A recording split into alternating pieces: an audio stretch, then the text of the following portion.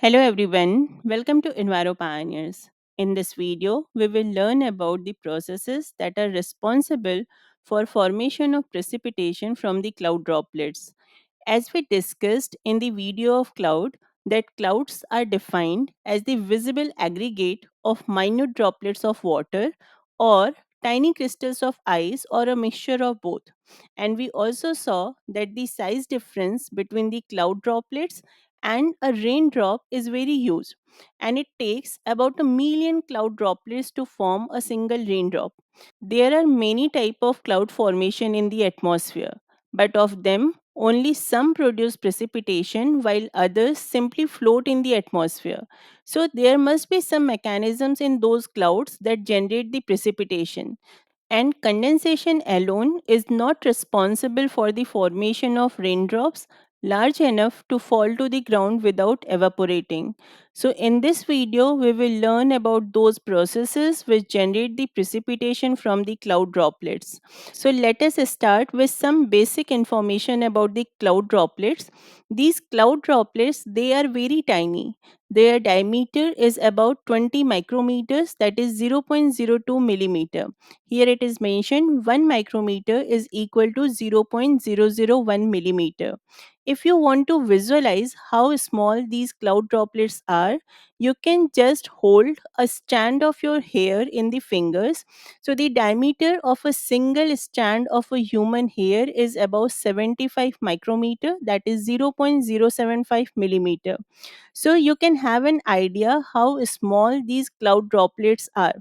And the small size of these cloud droplets is mainly because the condensation nuclei, these are very abundant in the atmosphere, and they compete for the water droplets. And the available water in the atmosphere is distributed among the numerous droplets rather than concentrated into fewer large droplets. And because of the small size of the cloud droplets, the rate at which these fall through the still air is incredibly slow. Suppose if we have a cloud with its base at 1000 meter from the ground or 1 kilometer from the ground, so if a cloud droplet is falling from this cloud base, it would require several hours to reach the ground. But it would never reach to the ground because as soon as this cloud droplet is falling, it would evaporate into the unsaturated air within few meters from the cloud base. And here we have the representation of the typical sizes of the precipitation and the cloud droplets. This is the cloud droplet having the diameter of approximately 0.05 millimeter. This is a drizzle drop having the diameter of approximately zero point 0.5 millimeter. This is the raindrop having the diameter 2 millimeter, and this is snowflake approximately 5 millimeter. So we can see how small this cloud droplet is in comparison to the raindrop or the snowflake. Now the question is, how large must a cloud droplet grow in order to fall as the precipitation? So here it is mentioned that a typical raindrop is having the diameter of about 2000 micrometer, while the average cloud droplets, they are having the diameter of 20 micrometer. So this raindrop is about 100 times more than the average cloud droplets. If we imagine this cloud droplet and raindrop to be a sphere, we can calculate their volume by the formula 4 by 3 pi r cube. So here we have the volume of the cloud droplet. The diameter is 20 micrometer, so the radius will be 10 micrometer. So when we calculate its volume, it is 4189 micrometer cube. Now, if we calculate the volume for the raindrop, which is having the diameter of 2000 micrometer, the radius is 1000 micrometer. So now if you see, the volume of the raindrop is about 10 to power 6 times more than the volume of the cloud droplet. So the volume of a typical raindrop is about million times that of the cloud droplet, and thus for precipitation to form, the cloud droplets must grow in volume by roughly 1 million times. So if we compare a cloud droplet and a raindrop is having the diameter 100 times more than the average cloud droplet, and its volume is million times more than the cloud droplet. We may think that the condensation process in the atmosphere can make the drops large enough to survive the descent to the surface. But the clouds consist of many billions of the tiny cloud droplets that all compete for the available water. So the condensation process alone is not effective in formation of the raindrop. So, apart from condensation, there are two processes in the atmosphere that are responsible for the formation of precipitation. They are Bergeron process and the coalescence process. We will start with the Bergeron process that is responsible for precipitation from the cold clouds. Now, this term cold cloud refers to those clouds which are having their temperature less than 0 degrees Celsius. If you remember, we have learned that the temperature in the troposphere decreases with the altitude. And in the upper troposphere, the temperature it generally approaches about minus 50 degrees Celsius, and at this particular altitude, we are having the formation of cirrus cloud and the upper layer of the cumulonimbus clouds. So the frigid condition high in the troposphere, it provide an ideal condition to initiate the precipitation. And in the middle latitudes, much of the rain that falls, it begins with the birth of snowflakes high in the cloud tops, where the temperature is considerably below the freezing. And in case if the clouds are at the lower altitude, if they are having their temperature cold enough, it will trigger the precipitation. So the process that generates much of the precipitation in the middle latitude is referred as the Bergeron process, which is named after its discoverer Tor Bergeron. And this Bergeron process involves ice crystal growth that depends on the coexistence of water vapor, liquid cloud droplets, and ice crystals. To understand how this Bergeron process operates, first we will learn about two important properties of water. First is that cloud droplets they do not freeze at 0 degrees Celsius as expected. So here it is mentioned that pure water which is suspended in air, it does not freeze until it reaches a temperature of about minus 40 degrees Celsius. So the water in the liquid state below 0 degrees Celsius, it is referred as the supercooled water. And an important characteristics of this supercooled water is that it readily freezes if it collides with any object. And this is the reason that airplanes, when they pass through the cold cloud, they collect ice on their body, as we can see in this image. Here we have the representation of the risk of aircraft icing depending upon the altitude at which they are flying. This is the cloud base, and the black dots are representing the water droplet, and the white dots are representing the ice crystal. If the flight is flying at the lower altitude where the temperature is more than 0 degrees Celsius, cloud consists mainly of the water droplets only, and there is no icing. But if the flight is flying in those altitude where the temperature ranges from 0 degrees Celsius to minus 20 degrees Celsius, cloud consists mainly of the supercooled water droplets, and there we have the higher risk of icing. But at the altitudes where the temperature ranges from minus 20 degrees Celsius to minus 40 degrees Celsius, there is high proportion of ice crystals and less proportion of the supercooled water droplets. So there is lower risk of icing. And in the upper troposphere, where the temperature is less than minus 40 degrees Celsius, the clouds they are mainly consist of the ice crystals only, and there is no icing. So this supercooled water droplets in the cloud, they are responsible for icing on the aircrafts. And this supercooled water is also responsible for the freezing rain, which falls as the liquid, but it can turns to a sheet of ice when it strikes the pavement, tree branches, or any object on the earth surface. As we can see in these beautiful pictures where the rain has deposited as ice on different objects. As supercooled droplets readily freeze on the object, so in the atmosphere, if there is presence of the solid particles that have the crystal form, for example, silver iodide that has its structure similar to the ice. So if there is presence of such solid particles, the supercooled droplets will freeze on them. So these particles or these materials in the atmosphere, they are called freezing nuclei. And the importance of freezing nuclei to initiate the freezing process is similar to the requirement for condensation nuclei in the process of condensation.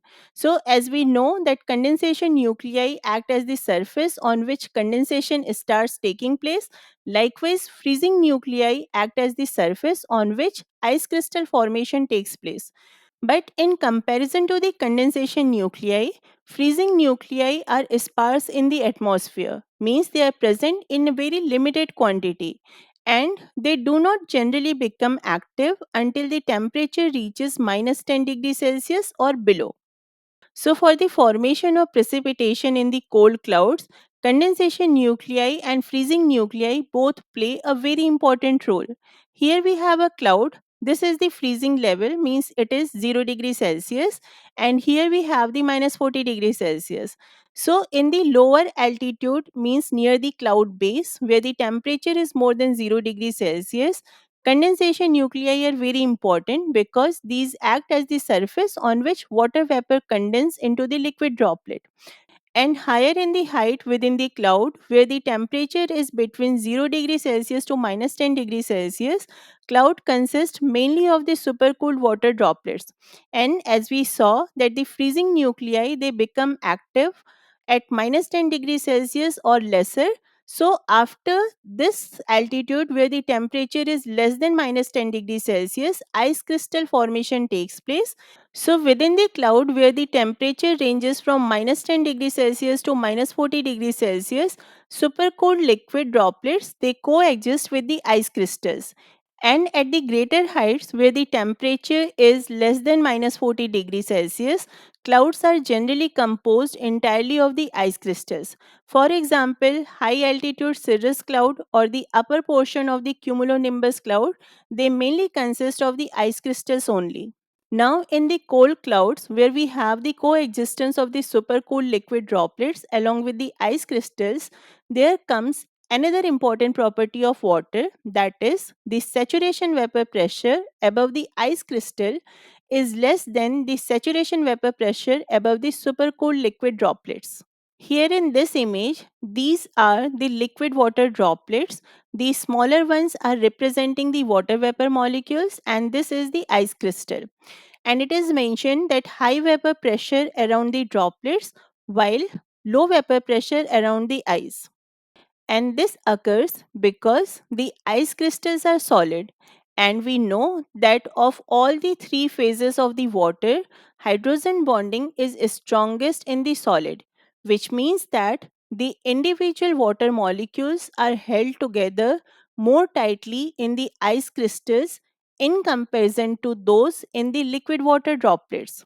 Thus, it is easier for water molecules to escape from the supercooled liquid droplet in comparison to the ice crystals. So, if we compare the sublimation process and the evaporation process will be more faster in comparison to the sublimation because within the ice crystals, the water molecules are held together more tightly. Thus, the water molecules move from the droplets to ice crystals, and here we can see ice grows bigger while the droplets get smaller.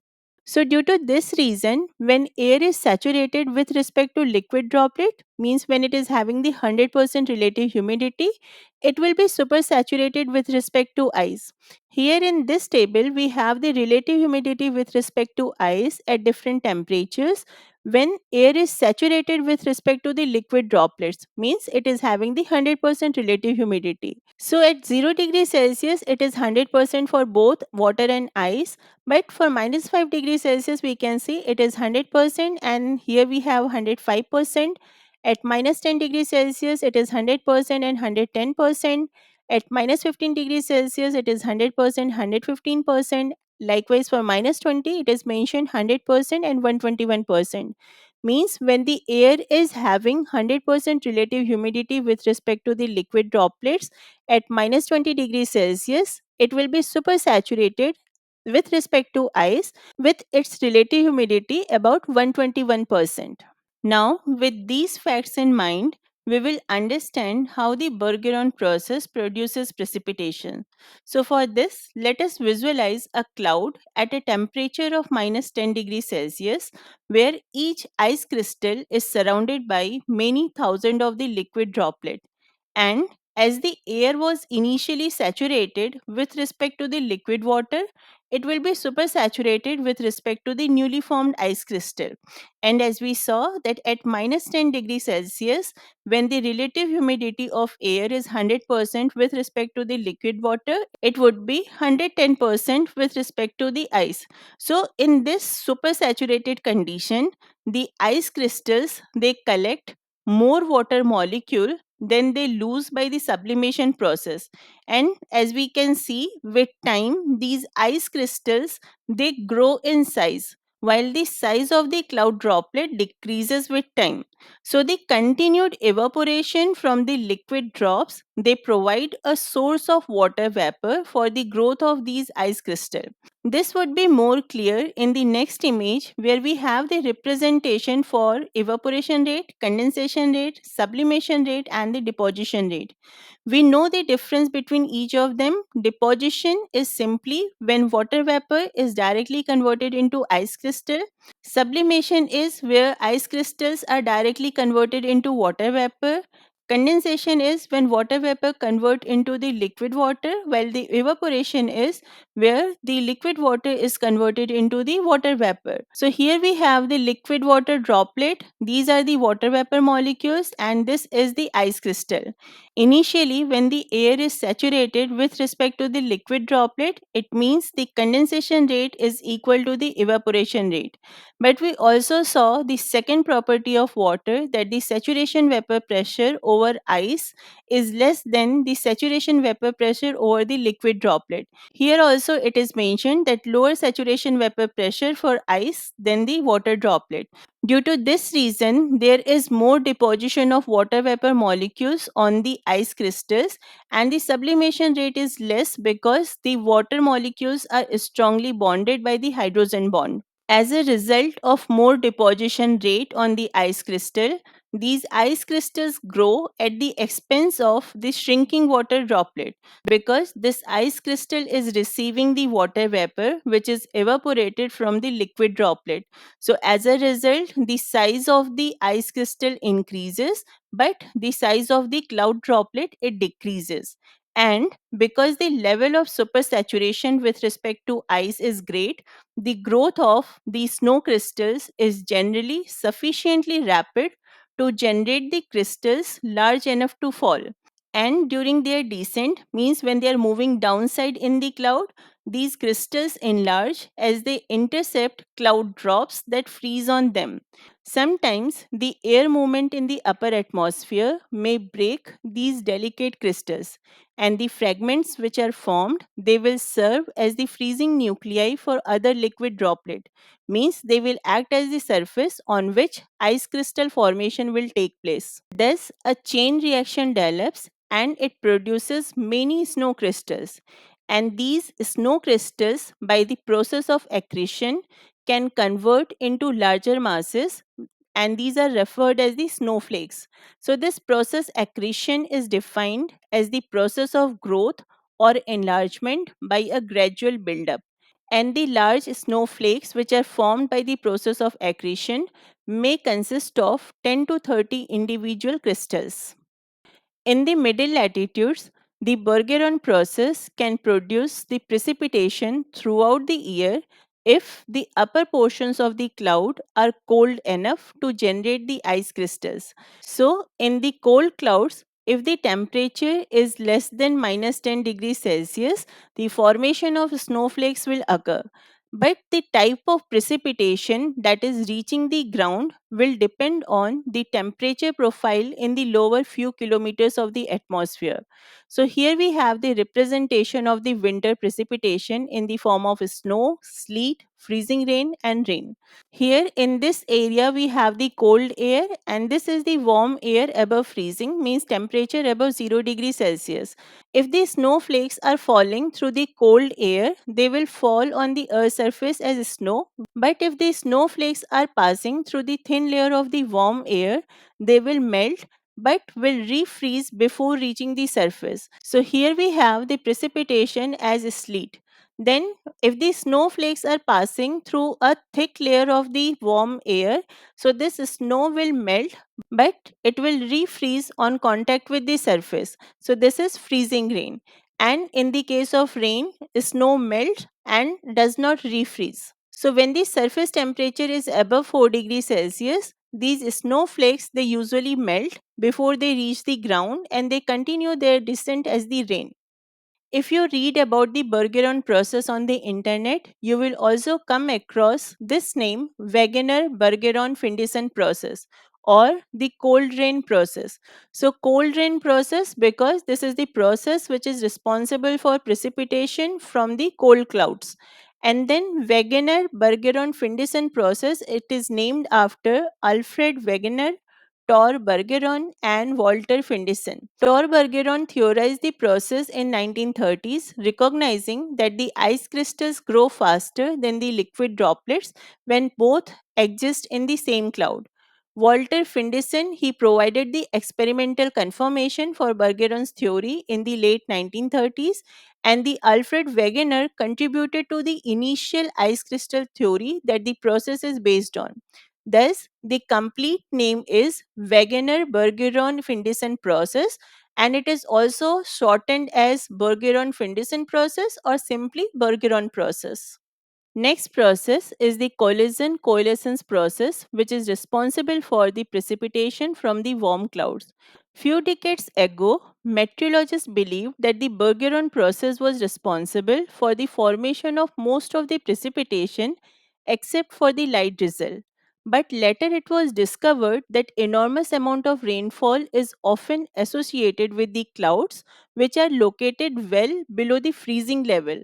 So these are referred as the warm clouds, means the clouds where the temperature is more than 0 degrees Celsius, and these are mainly in the tropics.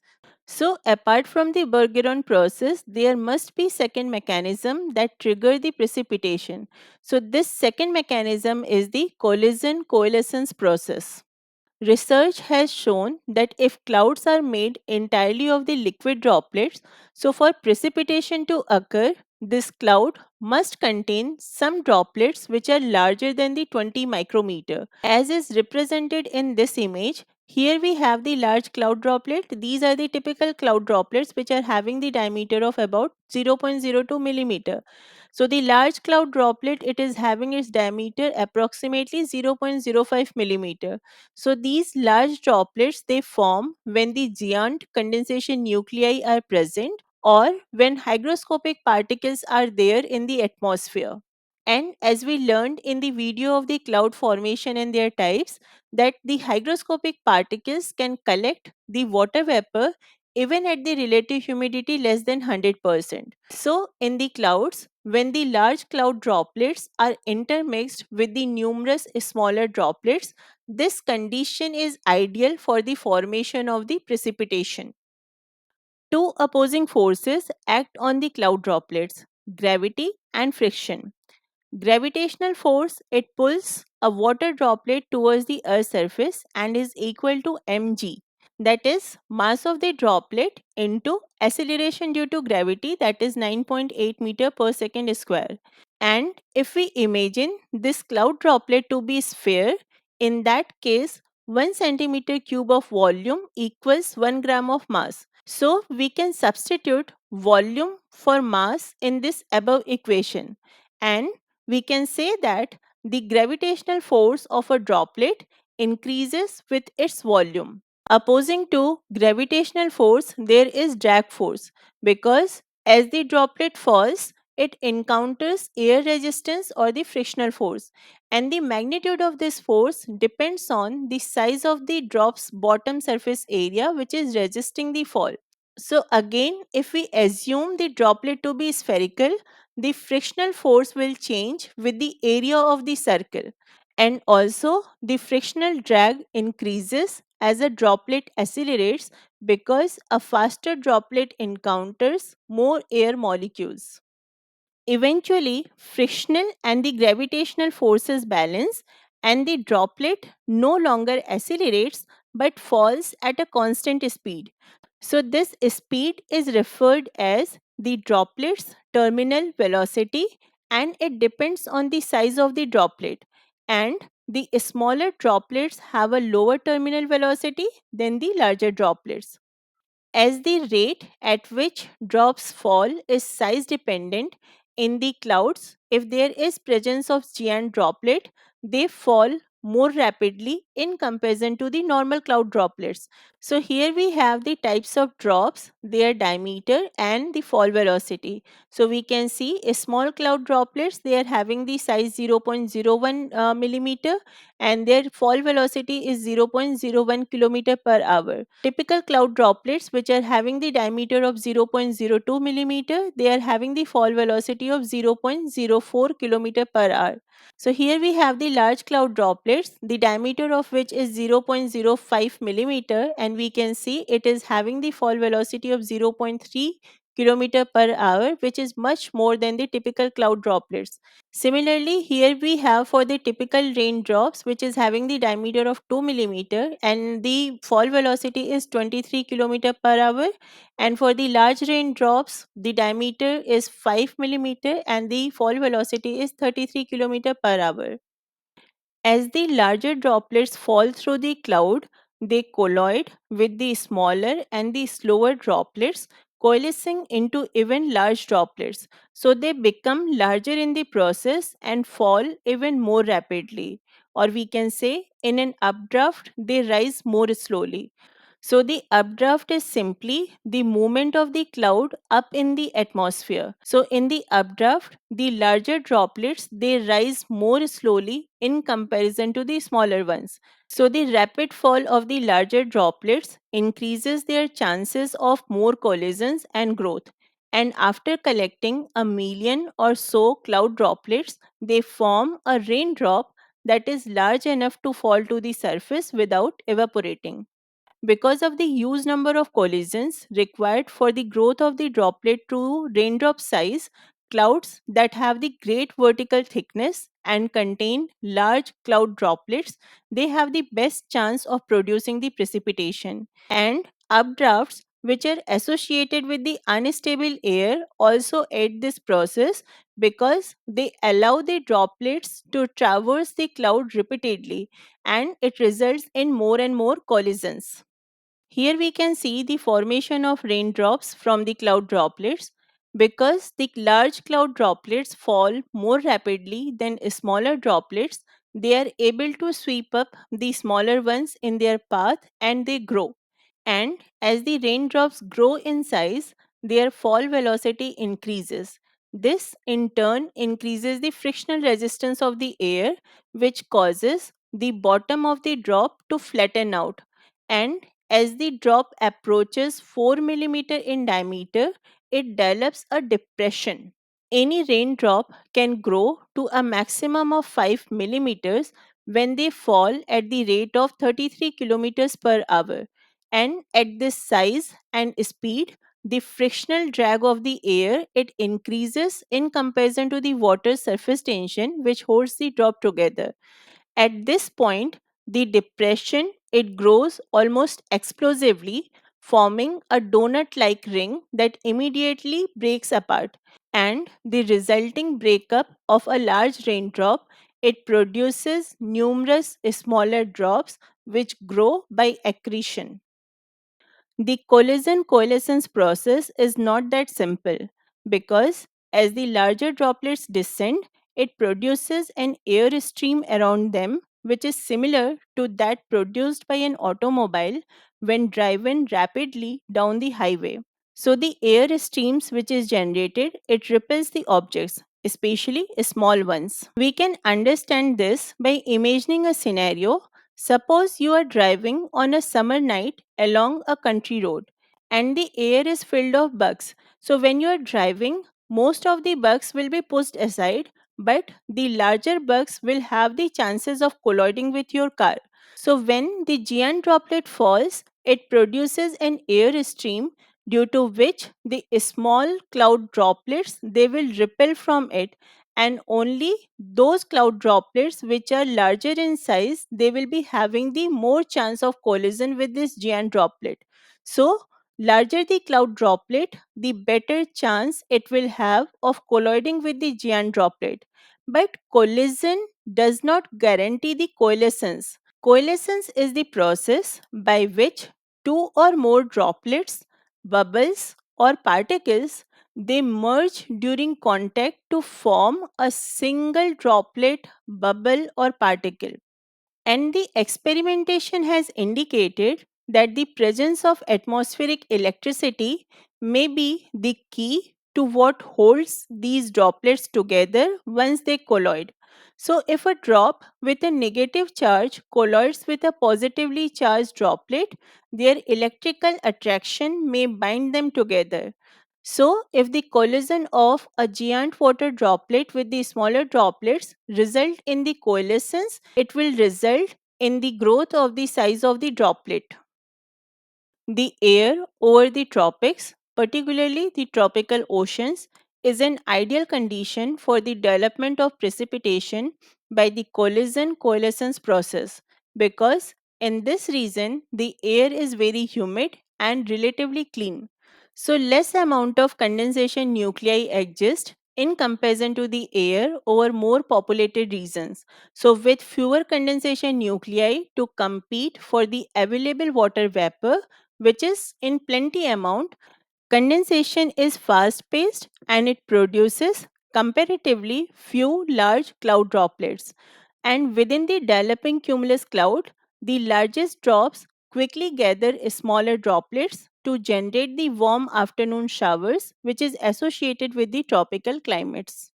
In the middle latitudes, the collision coalescence process may contribute to the precipitation from a large cumulonimbus cloud by working along with the Bergeron process, particularly during the hot, humid summer month.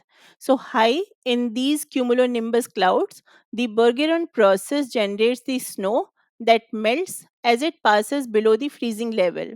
So, when these snowflakes melt, they generate relatively large drops with fast fall velocities. And as these large drops descend, they overtake and coalesce with the slower and the smaller cloud droplets that comprise much of the lower regions of the cloud, and it results in the heavy downpour. So here is the summary of what we learned in this video. We saw that there are two mechanisms that are known to generate the precipitation, the Bergeron process and the collision coalescence process. The Bergeron process is dominant in the middle latitudes where cold clouds are dominant ones, while in the tropics where we have the abundant water vapor and comparatively less condensation nuclei, so this leads to the formation of the fewer larger drops with fast fall velocity that grow by the collision and the coalescence. And no matter which process initiates the precipitation, further growth in the drop size is through the collision and coalescence. So in the next video, we will learn about different forms of the precipitation. All the content for this video has been taken from the book The Atmosphere: An Introduction to Meteorology. We will meet soon in the next video. Thank you and best wishes.